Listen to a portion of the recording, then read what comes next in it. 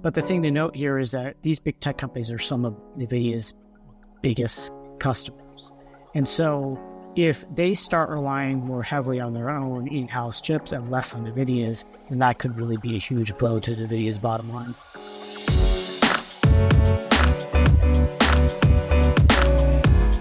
Hey gang, it's Monday, July 1st. Jacob Garjo and listeners, welcome to the Behind the Numbers Daily, an eMarketer podcast. I'm Marcus. Today I'm joined by two folks. Let's meet them. We start with our tech analyst who is based on the West Coast. His name is Jacob Bourne. Hi Marcus, pleasure to be here. Hey fella. We're also joined by someone else who covers connectivity and tech, writes for That Briefing. He's based on the other coast in New York City. We refer to him as Garjo Sevilla. Thanks for having me back. Hey chap, of course. You said that like you got banned for 6 months. We lifted the ban. He's home. We start with the fact of the day. How fast do you have to go to escape Earth's gravity and travel to another moon or planet? So it's also known as escape velocity. Do you guys know how fast you have to go? I feel like it'd be weird if you knew this. Do you guys know? Yeah, I mean, you're asking for a number. So that's Give me miles per hour. Yeah, how fast do you think you have to go? Or kilometers, if you're feeling European. It's fast, is the answer. It's 7 miles per second. That's too many miles per second, okay? That's too, I don't understand how that So what's works. the mile per hour conversion? 25,000 Okay. miles per hour. So if you think about what it's like to go 100 miles per hour, which I may not have done. I don't know what that's like, but I can imagine it. 100 miles an hour is pretty fast. Times that by 2,500. That's how fast you have to go. Who's doing that? Who is signing up to that? Astronauts. Astronauts is the answer, yeah. That's the exclusive answer. No, I did the cyclone at Coney Island. It was screaming. So no thank you. Anyway, today's real topic. The largest company in the world you might never have heard of.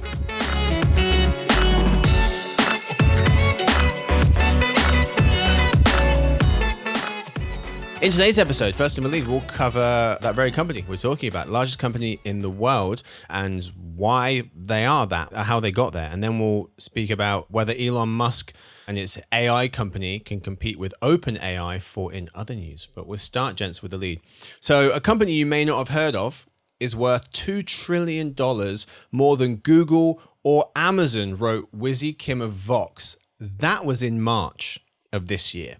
12 weeks later, and NVIDIA became the world's most valuable company at basically $3.3 trillion.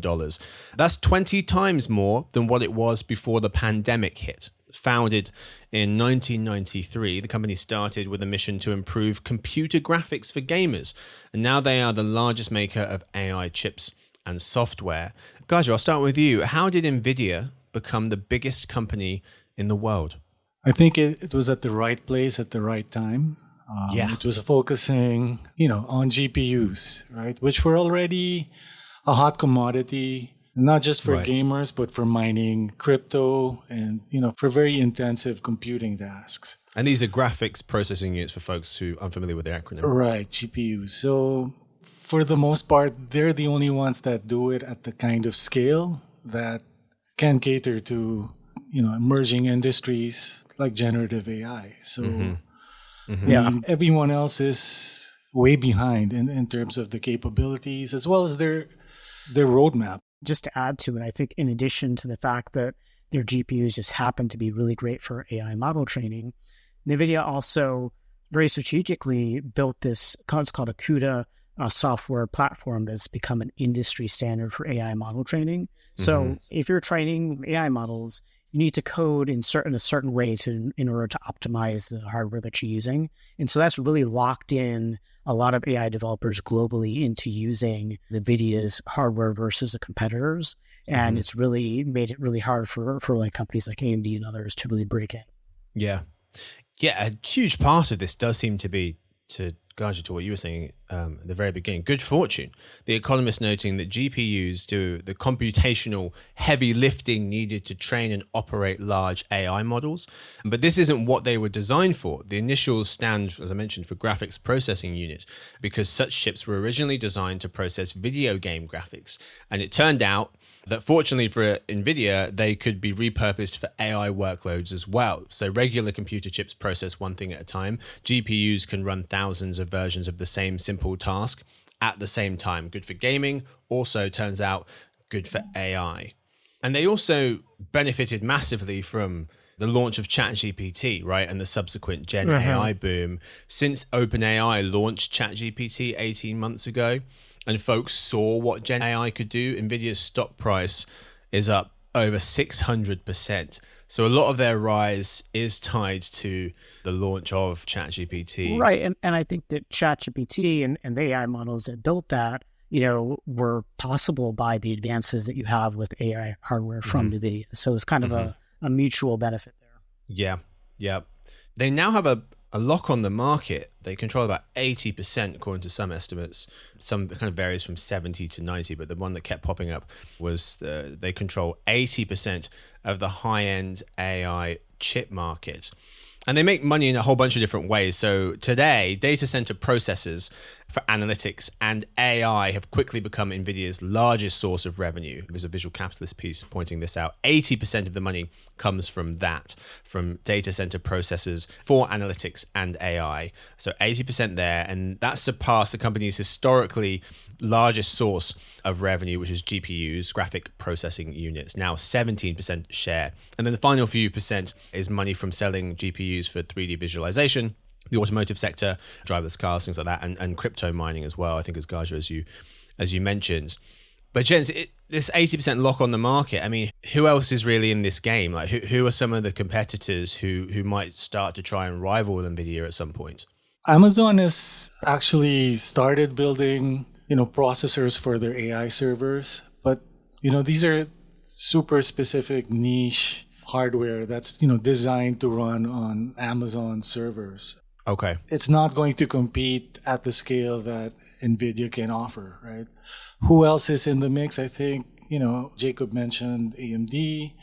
Intel isn't really known for GPUs, but they are becoming a foundry, so they could be developing something in partnership with other companies. Yeah. I mean, I think what we're seeing is that all these companies now that they're seeing that this is really such a focal point for the global market is that they're really trying to increase their AI chip development to rival NVIDIA. And what they're really going for, especially companies like AMD and Intel, is they're going for price. So more competitive, the same type of performance, same type of efficiency at a more competitive price point than NVIDIA's chips, which are very expensive, and they run up to $40,000 per chip. Intel does have a bit of an advantage because it also manufactures its own chips. Right. And then, of course, you have the big tech companies like Gaja mentioned that are developing them in-house, not necessarily to compete with NVIDIA on the commercial sale of these chips. But the thing to note here is that these big tech companies are some of NVIDIA's biggest customers. Yes. And so if they start relying more heavily on their own in-house chips and less on NVIDIA's, then that could really be a huge blow to NVIDIA's bottom line. That's a great point. These folks, according to market research company Motley Fool, they had one estimate, 40% of NVIDIA's net sales are driven by four major tech companies, Alphabet, Amazon, Meta, and Microsoft, all of which are working, as you mentioned, on their own data centers with their own in-house AI chips that would turn them from NVIDIA customers to competitors quite quickly, potentially. So it seems like we've got a couple of groups here. We've got the vets, as you mentioned, Yes. AMD, Intel, Qualcomm. They make chips and are building software platforms to rival NVIDIA's CUDA platform, as Jacob mentioned. Then you've got the big tech folks. Google has developed its own Tensor processing units, TPUs. Amazon, Meta, and Microsoft have also got to make their own custom chips for cloud-based AI. OpenAI plan to as well. An industry analysis firm, Tech Insights, estimated that Google became the third largest designer of chips for data centers in 2023 after NVIDIA and Intel. So pretty big. And then you've got the startups as well.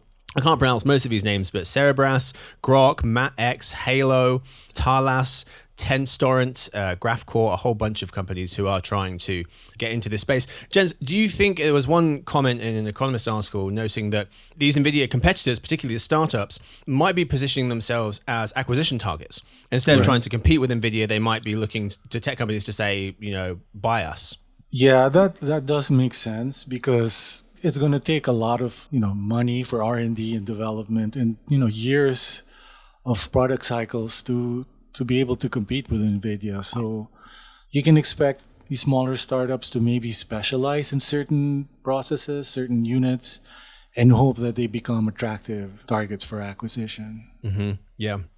So companies trying to get into this game to rival NVIDIA. But aside from a company blowing up and designing a chip that really captures the market's attention, what else might slow NVIDIA down? Well, NVIDIA has seen a little bit of slowdown. I mean, it fell by $500 billion at the beginning of last week, which actually, having risen to this, this distinction of the most valuable company in the world, and actually also earned the company with the biggest 3-day valuation loss ever. Oh, wow. So, yeah, it's NVIDIA is, a dominant player, but it's facing a huge amount of vulnerability just by because of its position. What do we make of that drop? Why did that happen? Yeah, I think it was maybe a few reasons that I don't think mean anything dire for the AI industry or NVIDIA. So there was a planned internal sell-off of shares by Jensen Huang and also other employees. That really had nothing to do with the performance. It was just something that was prearranged. Trying to make more available. And so I think that maybe signaled a sell-off, more broader sell-off. But I think there's also definitely some overvaluation going on here as well. I mean, there's just so much excitement over this one company and this one subsector, generative AI, that it gets overblown at times. And so I think there's a natural correction that we see, and we'll continue to see it, but I don't necessarily think that it means that a bubble is about to burst necessarily. Right. It reminds me a lot about Cisco. So you remember during the dot-com boom, Cisco became, the dominant networking company. Everything ran on Cisco, all the services, all the search services. And so they were similarly like the only game in town, right? But, as that market expanded as well, so did the massive stock prices for Cisco. And then you had a bubble and it burst and kind of took a lot of value from Cisco with it. In the case of Cisco, though, they were a one-trick pony at that time. They just did networking. So I think, NVIDIA's more diversified. They could probably, find new business opportunities. And I'm sure, I've read that they're already investing in various other areas. NVIDIA. Yes. Yeah, building the new age data centers they call AI factories. Right. So already focusing on some other business lines. Yeah, I mean, I think we're going to continue to see some strong quarters from NVIDIA into next year when it releases its Blackwell chips. And I think it's really its biggest threat is its biggest customers, big tech. How much are they going to still want to continue to buy these expensive chips? And I think it just depends on how well and how fast NVIDIA can continue to innovate. Right. They're going to want to make their own chips to replace the expensive NVIDIA ones. But also, we're trying to see if consumer demands is going to meet the industry excitement. Jacob, I think something you were touching on. Dan Gallagher of the Wall Street Journal was thinking that the big risk for NVIDIA is if the Gen AI services being propagated by folks like Microsoft, Google, Amazon, Meta platforms, and Adobe see tepid demand from consumers and business customers as well. Part of the problem here is, what's the business model? Asa Fitch of the Wall Street Journal pointing this out, saying, despite the power and promise of AI, startups are struggling to come up with a business model that can recoup the massive investment in hardware the technology requires. Sequoia Capital estimated in March that the industry put $50 billion into NVIDIA's chips to train large language models, but Gen AI startups had only made $3 billion in revenue. How big of a concern is that the industry hasn't figured out how to make money yet, despite all this investment? Yeah, that, and also the fact that all these companies are trying to go for on-device AI functionality, right? So they're trying to rely less on the cloud and more on the devices that they want to productize and sell around that AI halo. I mean, I think that the AI demand is going to continue. The real question is how to make it more cost effective. And it does come back to the chip. More efficient chips that, cost less in the compute and electricity, the power standpoint will make generative AI cheaper to sell, to make available to consumers. And remember, this so much of this is driven by enterprise demand. And I think enterprise demand is only growing. And eventually consumers are going to adopt it whether they realize they're using generative AI or not. Yes. Yeah, Mr. Fitch at the Wall Street Journal also saying that companies might look for ways to build and deploy smaller models that can be effective for specific tasks and don't require as much computational firepower that depends on NVIDIA's chips. So you might see that shift as well. Gents, let's end by discussing the leader of this company, one of the folks who started this company, Jensen Huang. So born in Taiwan, left when he was 5. Age 9, his family moved to the West Coast in the US. He graduated as an electrical engineer from Oregon State University. Got his master's from Stanford and then went on to work at US chip firm AMD before co-founding NVIDIA in 93. They started making chips that process graphics, particularly for computer games, now focusing on AI. Any thoughts on the leader of, now one of the most important and valuable companies in the world? Yeah, I can start. I think he's sort of a rare character that, he stood with the company all this time. He didn't acquire a company, he built this company. Mm-hmm. So it's almost similar to a Bill Gates, Steve Jobs like, relationship that he is the company in so many ways. Interesting. And so when you have that, that singular figure to steer you throughout, the tougher times and into the profitable times, it gives you that confidence that, this is a company that's been built thoughtfully, right? Yeah. And so I think he sort of become, the AI hardware icon of the age, right? And so that's why a lot of business leaders tend to listen to him and try to follow kind of whatever roadmap he puts forth. Yeah. I think it's definitely in keeping with this trend we see of this archetype of a very visionary Silicon Valley CEO. Mm-hmm. And I think he's become somewhat of a hero among AI developers. And I think it helps NVIDIA in the long run, because not only do you have AI companies that are loyally purchase NVIDIA's products, you have them kind of locked in by the CUDA platform, but then you also have this personality that they're drawn to that I think just helps keep the sector kind of ruled. Yeah. So I just want to end the lead by helping to kind of quantify NVIDIA for folks. We talked about them, where they came from, some of their competitors, but their meteoric rise, despite being a company that's been around for 3 decades, is quite remarkable. The speed, one point here, the speed of the market cap growth. So for context, it took Apple and Microsoft about 5 to 6 years each to go from 1 trillion to 3 trillion. It took NVIDIA a year.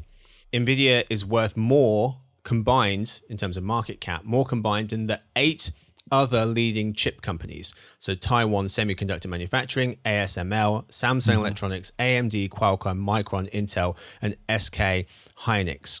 And Trip Mickle and Joe Renison of the New York Times were noting just 12 companies have led the S&P 500 by market valuation since the index was created 100 years ago. And some of those are AT&T, Apple, Cisco, who Gaja mentioned, ExxonMobil, etc., Walmart, and now NVIDIA joins one of the 12 companies to have led the S&P 500. Finally, the amount of money they're making is just extraordinary. Their revenue in the last quarter, ending in April, was up 262% year on year, and net income was up over 600%. And so in Q1 of this year, NVIDIA had a higher net income, $15 billion, than Amazon, bank JP Morgan Chase, or Warren Buffett's holding company giant, Berkshire Hathaway. That $15 billion is 20 times higher than the same period for them 2 years ago. Each of the last 2 years, the company's made just under $30 billion, expected to double that this year. So just extraordinary, hard to wrap your head around growth. But that is all we have time for the lead. We'll leave NVIDIA there. Time now for the fourth quarter of the show. Today in other news, just the one story. Can Elon Musk's xAI take on OpenAI? Can Elon Musk's AI company, xAI, take on OpenAI, the makers of ChatGPT? This is a question in a recent article in The Economist. Well, the valuation and dollars raised put xAI in the big leagues. If you're looking at those two metrics, valuation and dollars raised, as of May 2024, xAI was the second highest valued AI startup, far behind OpenAI, but still second and ahead of Anthropic. And it also had raised the third most capital, with over half as much as OpenAI and 3/4 that of Anthropic, according to PitchBook and company reports. But Jacob, can xAI compete with the AI superstars, in your opinion? Yeah, I mean, yes and no. On the yes end of things, I would say that Elon Musk certainly has the means to attract the necessary financial and human resources that you need to take on a company like OpenAI that has a lot of experience and certainly a big head start on this front. On the no end of things, though, I'd say that Musk is very overextended with his numerous other business commitments, in addition to the fact that he has ongoing controversies, both personal and professional. And I think all of that will ultimately detract from his efforts here. Yeah, I mean, Gajo, to hammer home Jacob's point in terms of him having a lot on his plate, what being one reason why he can't, as well as xAI, his AI company, he's got to keep his eye on Tesla, SpaceX, The Boring Company, Neuralink, and X, formerly Twitter. So a lot going on. What do you think? Do you think his company can play in the big leagues? xAI, that is?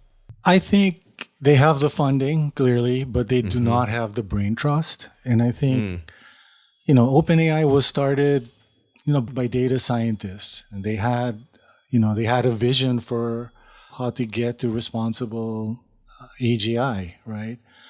xAI was a knee-jerk reaction because he felt slighted and he wanted to have a competing product. It's as simple as that. Yeah. So you have the money, but do you have the time and the talent? They were talking about frontier technology, unexplored. They're really working towards this artificial general intelligence. It really takes a strong team, not just individual smart people. Yeah, and part of AI development is you have to have a team that can say no to a lot of things. Right. Yes. And as we've seen from Elon Musk's company, there's just not, his companies, there's not just enough of that because either it isn't allowed, it isn't welcome. And I think, that in the long run, could be a huge issue. Yeah. Yeah, and you've seen that in OpenAI with folks like Ilya Sutskever, one of the folks who helped get that company off the ground and was integral in making sure that AI was being developed safely. He left and is now starting his own company called Safe Superintelligence Inc. And on the whether he can compete side of things, Musk did co-found OpenAI before having a disagreement with Sam Altman and leaving, but he's just one individual. And to a point, Gajo, it takes a lot of folks, particularly in the data science realm, to compete in this space. That's what we've got time for this episode. Thank you so much, gents, for a wonderful conversation. And thank you to Gajo. This was great. Thanks again. Thank you to Jacob. Thanks, Marcus. Thanks, Gajo. Thanks for having me. And thank you to Victoria, who edits the show, Stuart, who runs the team, and Sophie does our social media. Thanks to everyone for listening, and we hope to see you tomorrow for the Behind the Numbers Daily and eMarketer podcast.